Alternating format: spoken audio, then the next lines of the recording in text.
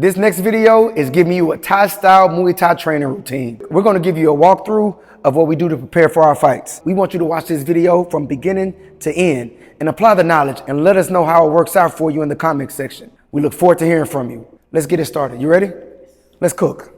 All right, so the first thing that you wanna do when you're starting the Muay Thai training routine, even at home, is you wanna make sure that you're stretching. Stretch out your hamstrings, stretch out your hips, hip flexors, all that in between. Right leg, left leg, forth and back. Once you make that chest out, bring that chest nice and proud, you really feel that stretch. You see the way he drops his knee down to the deck? That's gonna stretch that hip flexor out more. Chest out, now push it out to the side, stretch that hip flexor.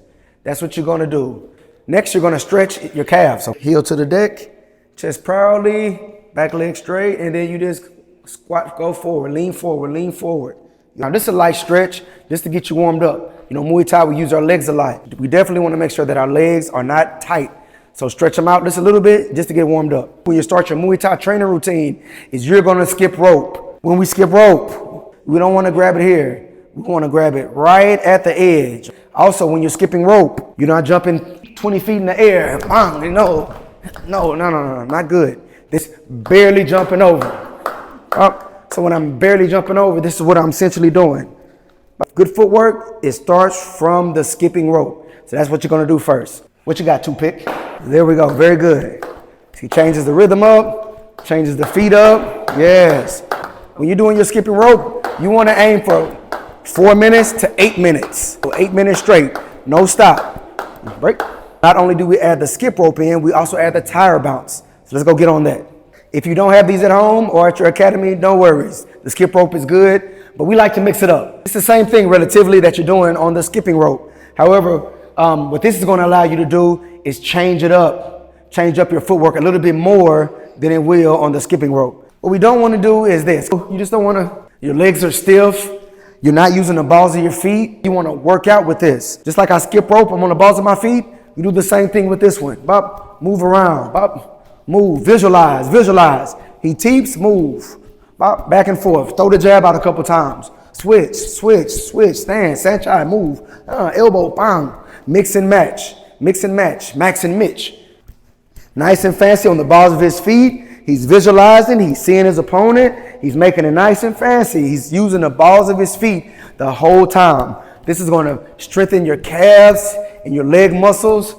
And it's gonna work that mind because you're seeing your opponent. You're visualizing him teeping, but you're moving. It's very good for footwork. You're gonna stretch first. You're gonna skip rope from anywhere from 4 to 8 minutes.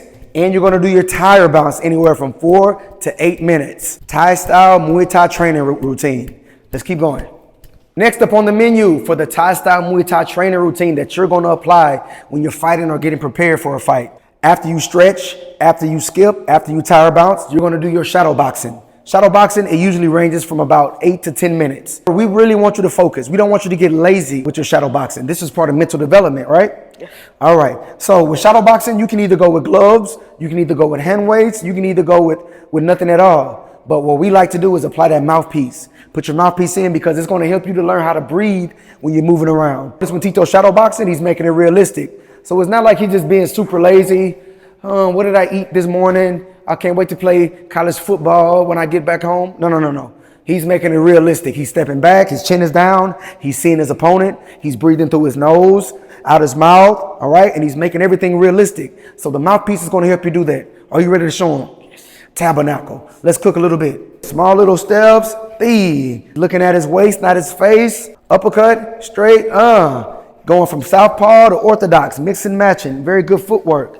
Sometimes when you're shadow boxing, I want you to put yourselves in a scenario. What if he teeps? What if he comes forward aggressive? What if he body kicks or he kick punches? How will I respond to that?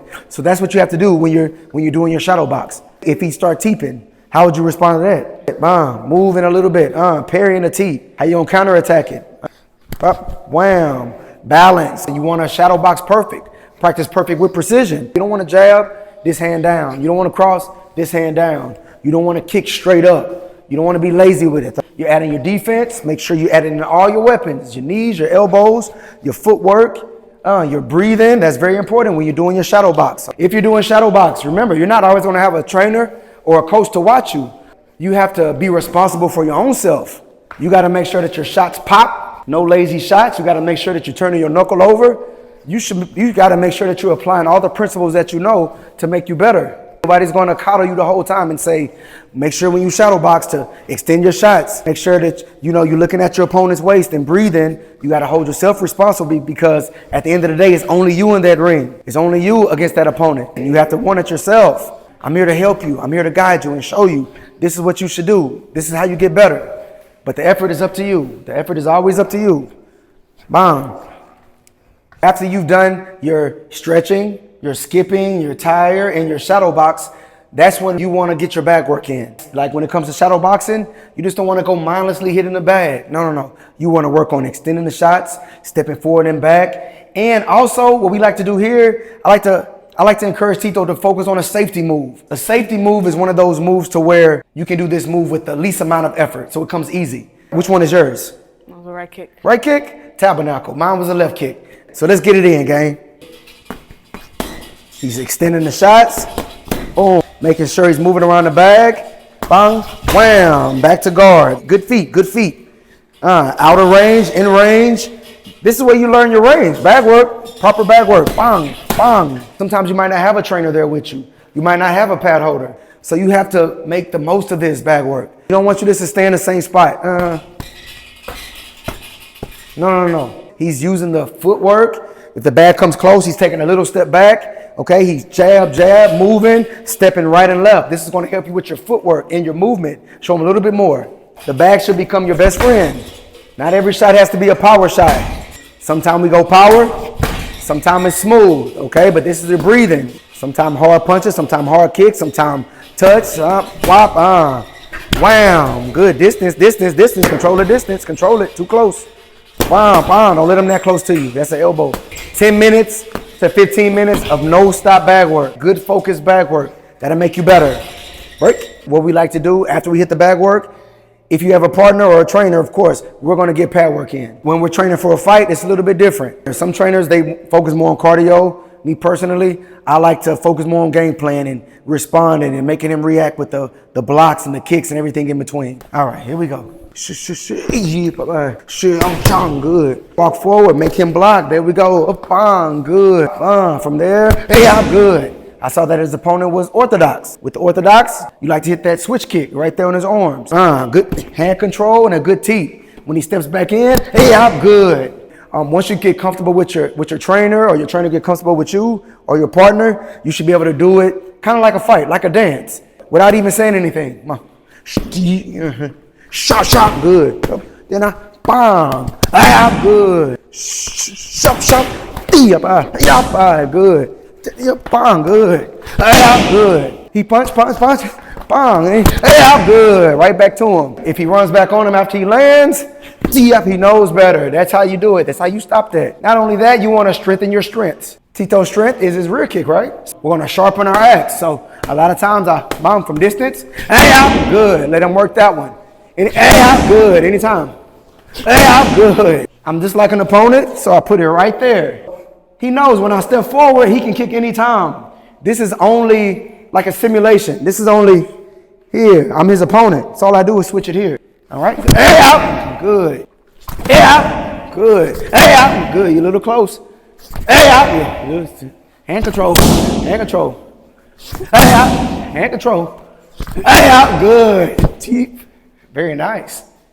Next up on the Muay Thai training regimen that's going to get you prepared for your fights, you want to make sure that you get your sparring in. With the sparring, I'm just not going to just go crazy on him. We're here to make each other better. I like to improvise and, make the shots a little bit more accessible to him. He young boy. I'm not going to kill him. I'm going to see what he does here. All right. He knows. Bang. Very good. Sometimes I'll jab. Yeah. See what he does there. Wham. Good. Before I'm able to get to the spot, he should be I like.